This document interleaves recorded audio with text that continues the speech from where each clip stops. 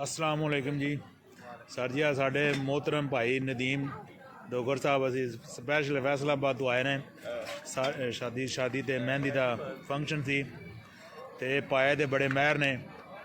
आल मशहूर फैसलाबाद भोली पावे दे ते इन्हां दी बड़ी मेहरबानी इन्हां टाइम दिता साढ़े वास्ते ते अल्लाह पाक इन्हां दी जिंदगी करे जी। बहुत अच्छा सालन बनाया। हाँ जी मैं ना जी बहुत अच्छे पक्के ने कमाल दे पक्के ने।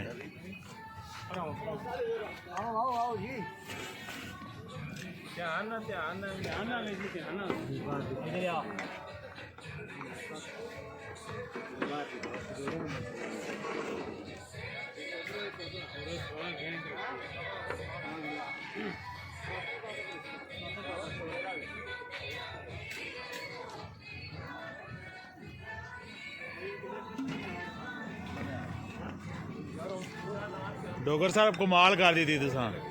अखीर कर दी है हाजिरी पैंदे ने ये हुण हर फंक्शन ते बुलाना पै गया सानू।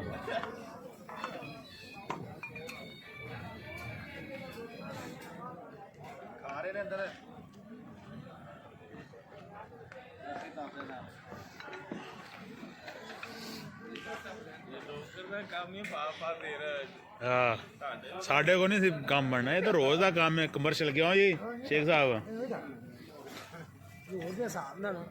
ये बाबा जी हाफ हाफ ला रहा है जे फुल ला रहा है जे उन्होंने दो तो जबान है ना हाफ ला दे तो फुल ला दे हाफ 200 तो 40 रुपए का तो फुल तो 400 रुपए का 450